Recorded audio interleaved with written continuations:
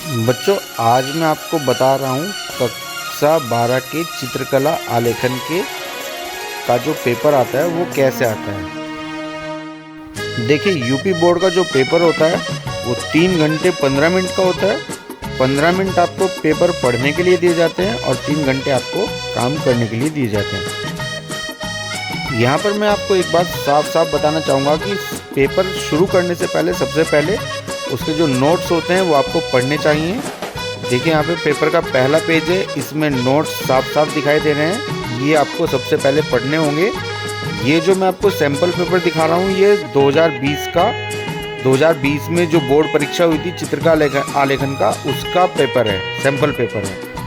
देखिए, यहाँ पर सबसे पहले लिखा हुआ है पेपर जो है 3 खंडों के प्रश्न अनिवार्य हैं। खंड क में वस्तुनिष्ठ प्रश्न है, खंड ख में आलेखन है और खंड ग में से किसी एक का चित्र बनाना है। यहाँ पर आप समझिए कि खंड क आपको अनिवार्य रूप से करना है और खंड ख भी आपको अनिवार्य रूप से करना है। बाकी जो अब बचा आपका खंड ग, उसमें आपको 3 ऑप्शन मिलेंगे। उन 3 ऑप्शन में से आपको कोई एक चित्र बनाना होगा। खंड ग 10 नंबर के लिए आता है और खंड ख जो आलेखन होता है वो 60 नंबरों के लिए आता है और खंड ग जो है वो 30 नंबर के लिए आता है। यहाँ पर इस पेपर में लिखा हुआ है कि आलेखन में इकाइयों को कम से कम 2 अथवा 3 आवृत्तियों में बनाइए, स्केच पेन का प्रयोग वर्जित है। इसके बाद हम दूसरे नंबर के पेज पे आते हैं। यहाँ पे लिखा हुआ है खंड ग में से किसी एक का चित्र बनाना है।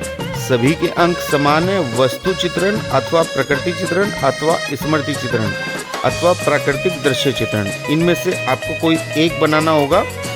ड्राइंग शीट के ऊपरी दाहिने कोने पर अपना स्पष्ट अनुक्रमांक अंकों में शब्दों में आपको लिखना होगा तथा कक्ष निरीक्षक से उस पर हस्ताक्षर कराइएगा।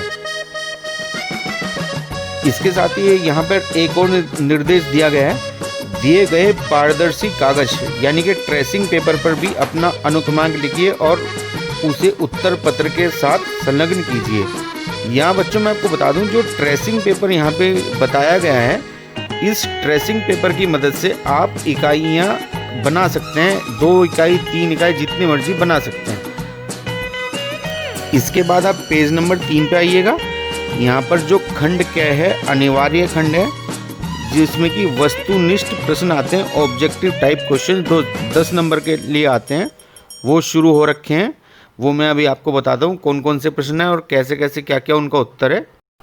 बच्चों, यहाँ पर पहला प्रश्न है, आधुनिक भारतीय चित्रकला में संत चित्रकार किसे कहा जाता है। इसके 4 ऑप्शन दिए गए हैं। नंबर 1 राजा रवि वर्मा, नंबर 2 क्षितेंद्र नाथ मजूमदार, नंबर 3 नंदलाल बोस और नंबर 4 असित कुमार हालदार। यहाँ पर इसका जो आंसर है वह क्षितेंद्र नाथ मजूमदार, जो कि बंगाल शैली के आर्टिस्ट थे और जिनको आधुनिक भारतीय चित्रकला के इतिहास में संत चित्रकार के नाम से पुकारा जाता है। इसके बाद यहाँ पे दूसरा क्वेश्चन है, बादामी की गुफाएं कहाँ पर स्थित हैं। इसके 4 ऑप्शन है, कर्नाटक में, उत्तर प्रदेश में, रायगढ़ में और औरंगाबाद में।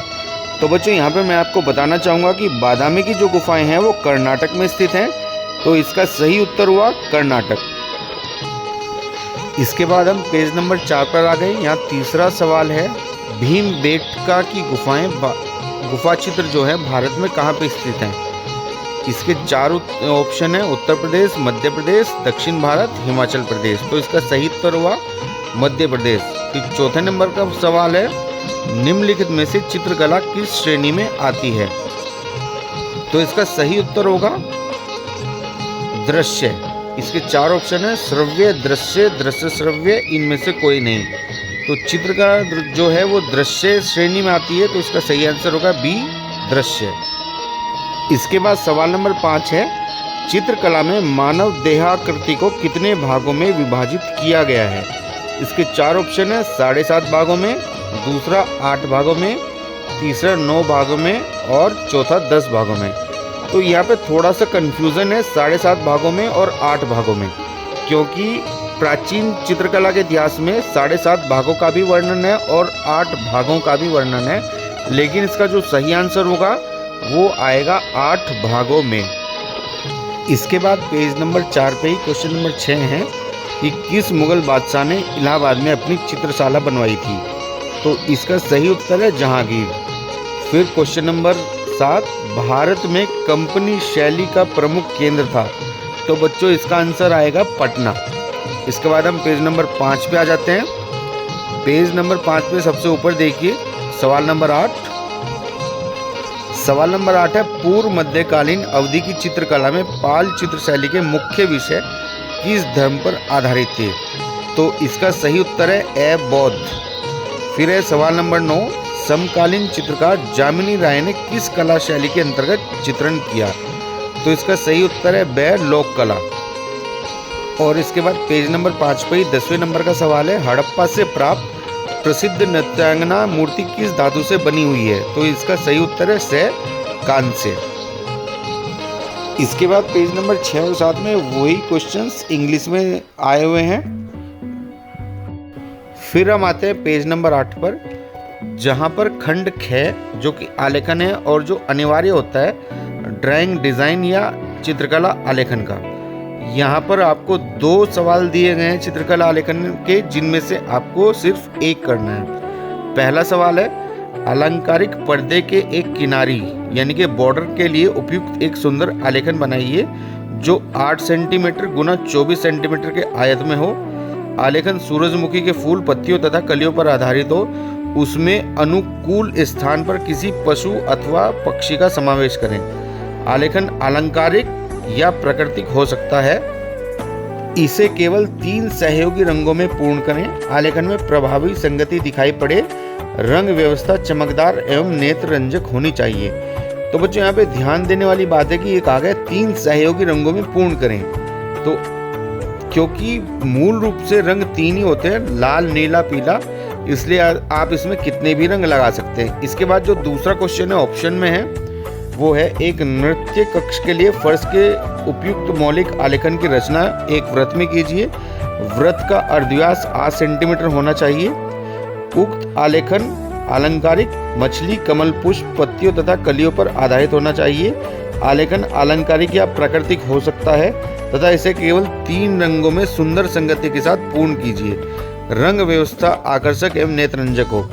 तो यहाँ पर 8 सेंटीमीटर का अर्धव्यास का आपको वृत्त में यानी कि गोले में बनाना है। इसका मतलब हुआ कि व्यास उसका 16 सेंटीमीटर होना चाहिए। आप त्रिज्या 8 सेंटीमीटर की लेंगे प्रकार में और एक गोला खींचेंगे तो वो 16 सेंटीमीटर का एक व्यास वाला गोला बन जाएगा। इसके बाद 9 नंबर पेज पे आप आएंगे।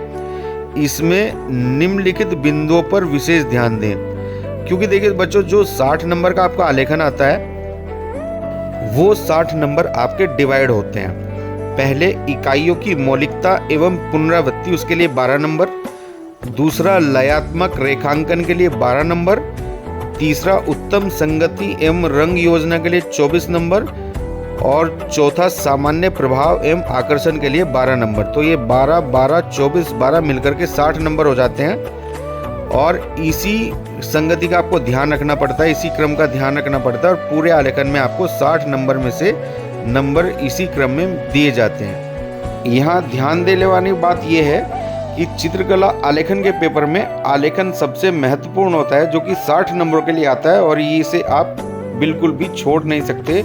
आपको ये प्रश्न करना अनिवार्य होता है। अब देखिए बच्चों, आपका 10 नंबर के वस्तुनिष्ठ प्रश्न हो गए। उसके बाद 60 नंबर का आलेखन का प्रश्न हो गया। अब जो आपके को मिलेंगे खंड ग। खंड ग में आपको 4 ऑप्शन दिए जाते हैं, जिसमें से कि पहला वस्तु चित्रण होता है, दूसरा प्रकृति चित्रण होता है, तीसरा स्मृति चित्रण होता है और चौथा होता है दृश्य चित्रण। ये चारों ऑप्शन में करने होते हैं। इनके 30 नंबर निर्धारित है, तो आप इन चारों में से कोई सा भी एक कर सकते हैं।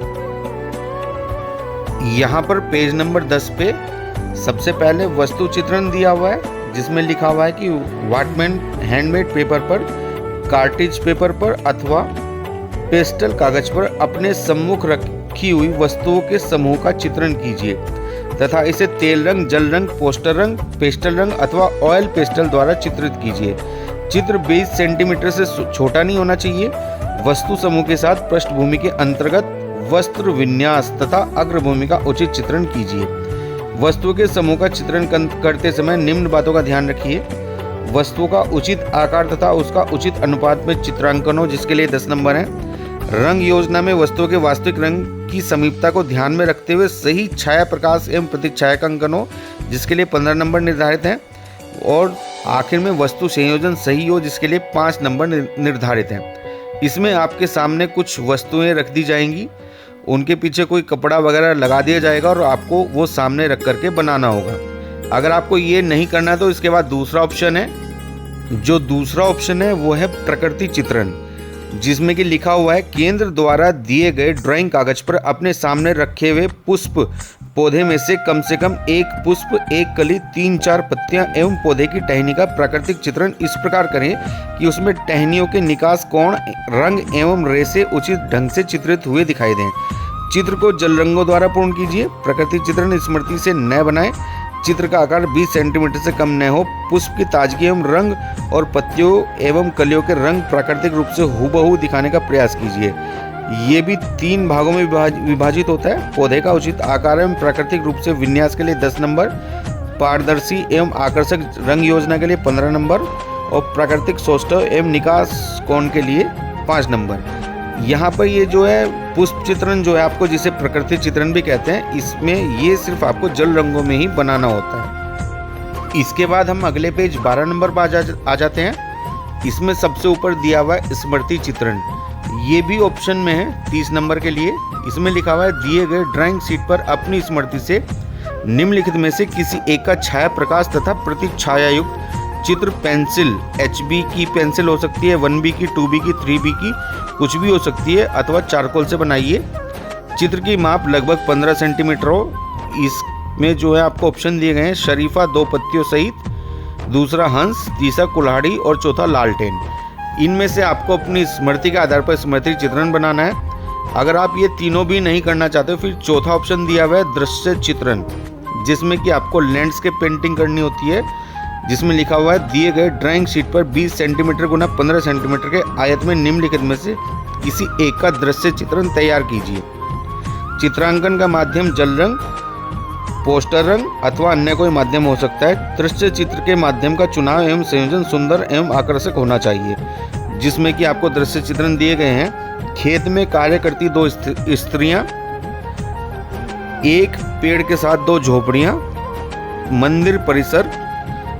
इन तीनों में से आपको कोई एक दृश्य चित्रण बनाने के लिए 2020 के इस पेपर में कहा गया है। और दृश्य चित्रण करते समय निम्न बातों पर विशेष ध्यान दें। सही दृश्यांकन एवं परिप्रेक्ष्य होना चाहिए, जिसके के लिए कि 10 नंबर है। ऐसा ना हो परिप्रेक्ष्य का मतलब कि पहाड़ आपने छोटे बना दिए, झोपड़ी आपने बड़ी बना दी, ठीक है। दूसरा है उपयुक्त संयोजन और तीसरा है सुसंगत रंगों द्वारा उपयुक्त चयन एवं प्रयोग। तो बच्चों मैं आपको ये बताना चाहूँगा कि जो खंड ग है उसमें आपको 4 ऑप्शन दिए गए हैं। वस्तु चित्रण, जो कि आपको सामने रख करके वस्तुएं बनानी है, वो बनाइए। अथवा उसके बाद प्रकृति चित्रण है, या तो अगर वो नहीं बनाते तो प्रकृति चित्रण में आपको कोई फूल दिया जाएगा, कोई पुष्प दिया जाएगा, वो भी नहीं बनाना है तो आप स्मृति चित्रण बनाइए, जिसमें आपको शरीफा, हंस, कुल्हाड़ी, लालटेन वगैरह दी गई है इस पेपर में। अगर वो तीसरी चीज़ स्मृति चित्रण भी नहीं बनाना है तो चौथी चीज़ आप दृश्य चित्रण बनाइए। लेकिन यहाँ पे एक बात ध्यान देने वाली है कि पहले 2 खंड, खंड क और खंड ख, पहले जो 2 खंड है, खंड क में जो 10 नंबर के क्वेश्चन आंसर हैं वो करने हैं। खंड क में आपको आलेखन अवश्य बनाना है। खंड ग में आपको 4 ऑप्शन दिए गए हैं, चारों में से कोई सा एक बनाइए, 30 नंबर के लिए होगा। ऐसा बिल्कुल ना करें कि आलेखन छोड़ के ये दोनों में से कोई सा एक बना दें। आज के लिए बस इतना ही। आगे और भी मैं आपके लिए ज्ञानवर्धक वीडियोस लाता रहूँगा। कृपया मेरे चैनल को सब्सक्राइब जरूर करें और वीडियोस को लाइक अवश्य कर दें।